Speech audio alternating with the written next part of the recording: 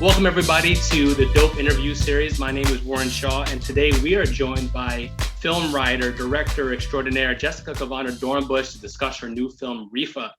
Jessica, how the hell are you? I am doing well. How are you? Doing good, and even a little bit better after seeing your masterpiece in film. I am by trade a Miami native, if you will, South Florida, Fort Lauderdale to be exact. Born in New York, but lived down here in the Florida area all my life, and to see this story kind of come to fruition was very eye-opening and very telling, and it hit home, especially as somebody who lives in the area and seeing the familiarity of some of the spaces and things of that nature as well too. But I don't want to get into that just right now. I want you to talk about that. So my first question for you is just, how'd you get into filmmaking?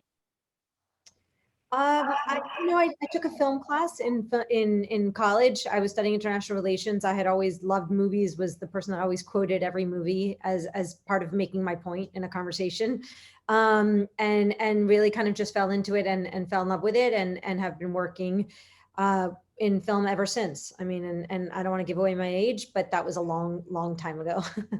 Don't have to give away your age, but what was your first job in film? What was the first thing you had to do? I was actually a production assistant, and that is a very nice word for what I actually was, to Talia, the famous Mexican singer. Awesome. Yeah, so I was her girl. I did everything and just started there, and then kind of went up the ladder from there for many years in New York and independent film, and then came down to Miami and started filmmaking here as well. Outstanding. So set the stage for us. In your words, as somebody who researched it, wrote it, directed it, et cetera, what is this film Reefa about? I haven't actually been asked that question yet. Funny enough, you took me aback. Reefa, I mean, in its entirety, is the story of Israel Hernandez, whose artist name was Reefa, and it's the summer after he graduates high school. And most of the film takes place over that summer where he falls in love for the first time. He spends the summer skateboarding and hanging out with his friends, creating art. He was very involved in the Miami art scene, especially the graffiti scene, spends time with his family, and unfortunately, as everybody knows, gets stopped by a police officer for doing an illegal graffiti and ultimately gets killed because of it. So there's a lot, in my opinion, to kind of break down into this film, even in terms of the casting, the story itself. But let's start kind of maybe even a little bit more of the inception. What made you want to do a film about this, this tragedy, really? It came to me. There was a producer at the time who had been working on Israel's story at a local news station. And he was also involved in films. And he came to me and he said, I think you need to write this story as a film. I was a little hesitant. Fruitvale Station had just come out and it touched upon similar themes. So it wasn't until really I met with Israel's family and his friends and I started falling in love with the story of his life and not just the story of his death that I knew it was a story I wanted to tell. I love what you said there, Jessica. Really, it's like the story of his life. I think people, quote unquote, get the flowers after they're gone, right? But there's the way the story is depicted, it really does tell you how he lived. Did he make some mistakes? Sure. As all teens and people do, right? But at the heart, he was a good kid coming from a great family as well, too, hardworking family. Yeah. So what was it like talking to them about wanting to make this into a film? How was it? How did the family receive it? And kind of what tips did they give you throughout the process? It was not an easy process. I'm not sure I would do that again. I didn't really realize the weight that the responsibility I was going to feel towards this family day in and day out of the entire process, from raising the money to the financing collapsing several times. It's one thing when financing collapses and you're just making your own movie and it's kind of part of the hits that you have to take. Another thing is when you have to report those hits to a family who every time makes it feel as if their story doesn't have value, because somebody is not interested in telling that story at that particular moment, which isn't really the case, but that's how it feels on a personal level. And then once I started working with them, it was only not even a year after Israel had passed away. So it was still very fresh. So it took a while. It took a bit for people to trust me and open up and really be able to tell the story of Israel the way that he was, and not just through rose-colored glasses, which is, kind of what tends to happen, especially close to someone's dying, Yeah. Yeah. How long, in essence, has it taken to get the story to the point where it's a film now? So how many years have you been working on it? Well, it took 5 years to get it off the ground.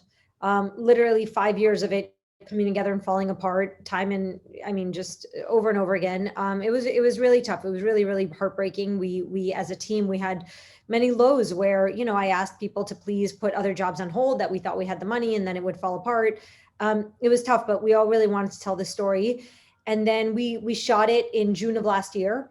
In June 2019. And then we were supposed to premiere March 12th, 2020, as the world got shut down. So here we are 1 year later, and the film is finally coming out. So 7 years total since I started working on it. That's crazy. Well, congratulations for sticking through it, really and truly. And, for the family as well, too, sticking by you to tell the story in the way that it did. So, we're going to jump around here a little bit, I guess, because you just brought up a really interesting point that I think kind of captured on the film: timing.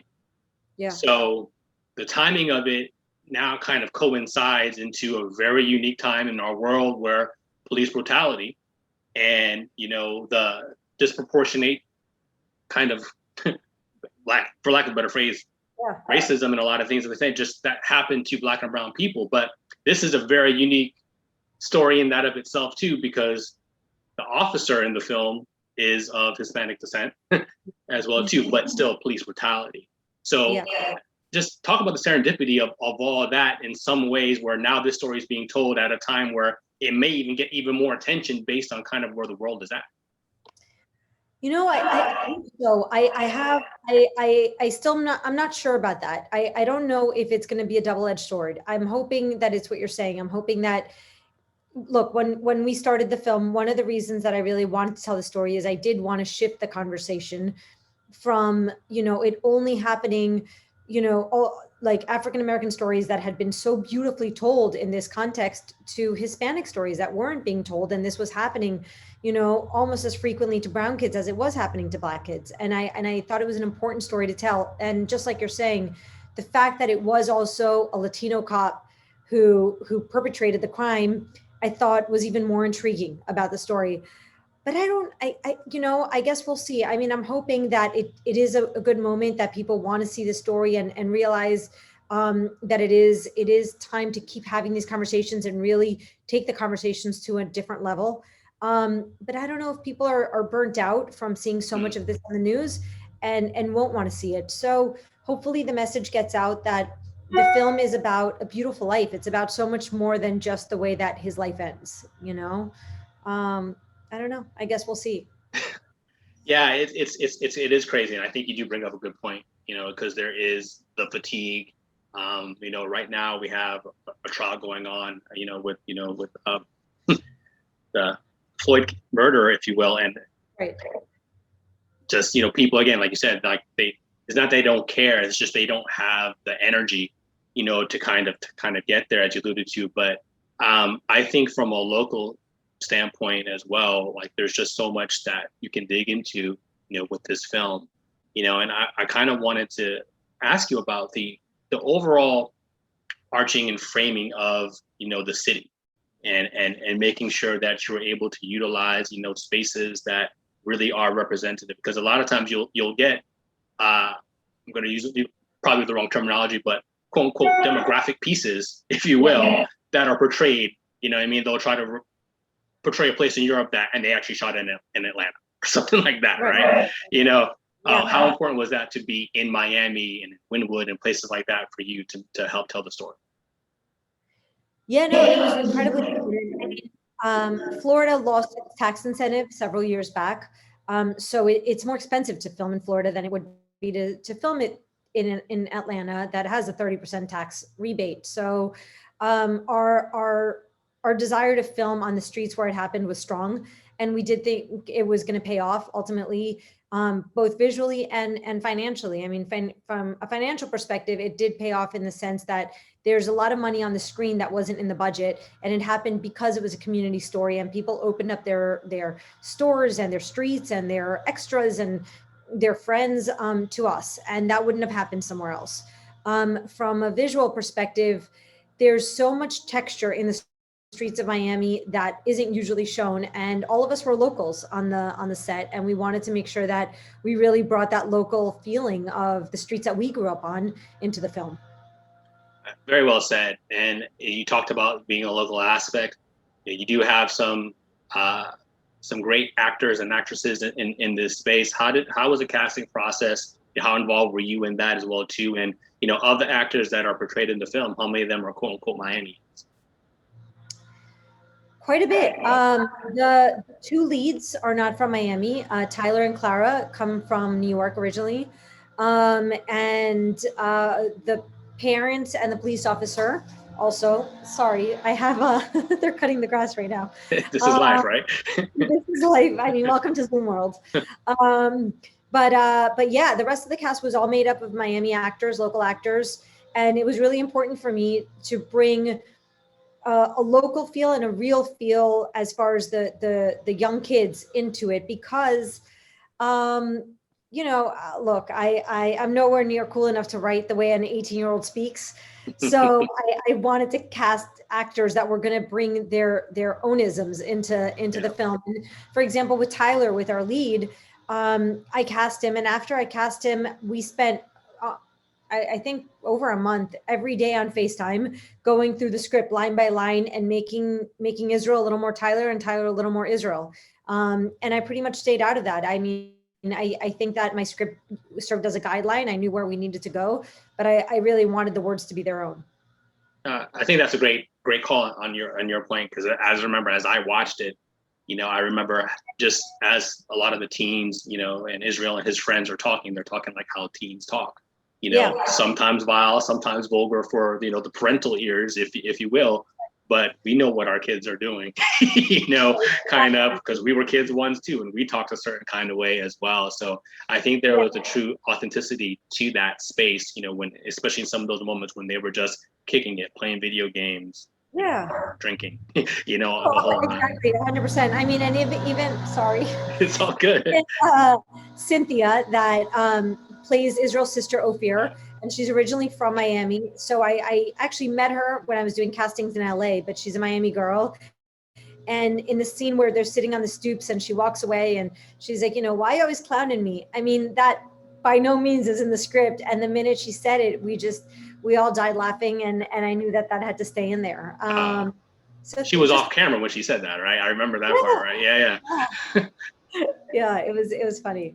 Nah, great call on your part there. So how much did you learn about the graffiti culture, doing this, and how much did Tyler as an actor have to learn about this as well? I mean, I guess he had to learn a great deal, but how much of that, and even bringing in some of the people who do this still right now in Wynwood in the Miami area.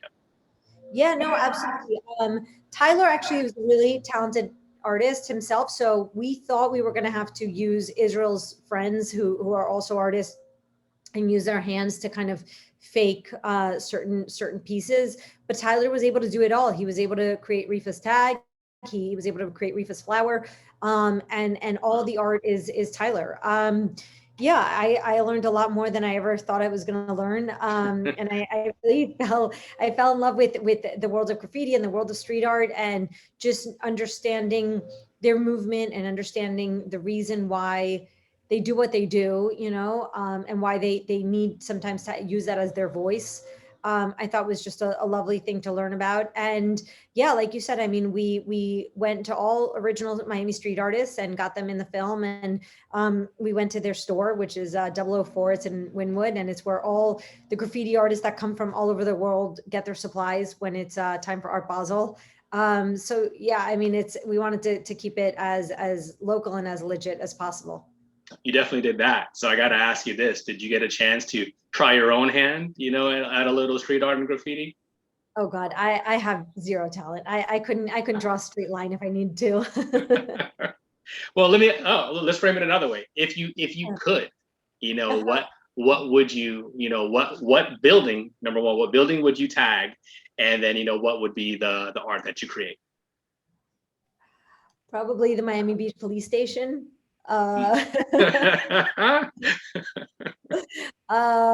don't know. I'd guess I'd try to maybe write a list of names of people that have been affected that haven't been prosecuted. Oh man, Yeah. that's beautiful. That truly is. So before we let you get out of here, just what do you want people to feel, coming from this? And if I can share my own story with it, as well too. So I was familiar with it before watching it. Didn't tell my family; they were not familiar with it. And I mean, you may take this one way or the other, but my daughter, she looked and she's watching it and she's like, okay, it's a pretty good movie, so forth and so forth. And then it ends how it ends, and she's bawling.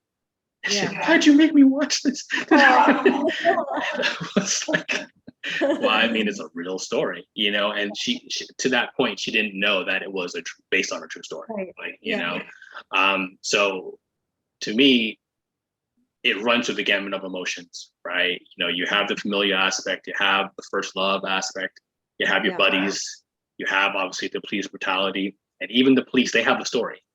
They, in the conversations, he's trying to clean up the city. Yeah. Right? So he feels in that moment he's doing what is right. But again, just what do you want people to feel out of this whole thing? Once they get a chance to view it and review it. I mean, I think that undoubtedly they'll feel the injustice of the situation, but I hope they feel empathetic to immigrant families and understand the stresses and the pressures that they go through in order to run from a place they call home to save their kids' lives here. Unfortunately, in this case, the life was cut short by those sworn to protect. But I hope they feel what it's like to be a teenager again and a kid when all you have is passion and dreams, and you don't really have a care in the world. I mean, for better, for worse. And I hope they feel what it's like to have a first love again. So that's where I tried to guide the film.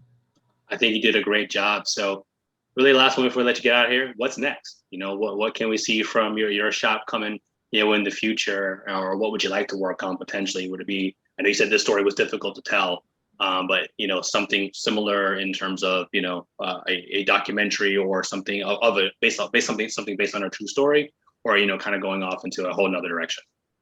Hopefully, a broad comedy.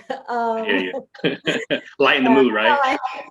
I have a couple other films that are written, and hopefully we'll get into production soon. But let's let this the rest of the world settle down a little bit, and hopefully we can get into production without masks on, and with the creative freedoms that we're used to. Well, thank you so much, Jessica, for joining us. This has been another dope interview with Jessica Kavana Dornbush. Make sure you go see the film Reefa. It is a heart-wrenching but great story told by Jessica and her team. Make sure you check that out. Thank you so much for joining us today. Thanks, Warren. Thank you so much. I appreciate it. Absolutely. Thank you.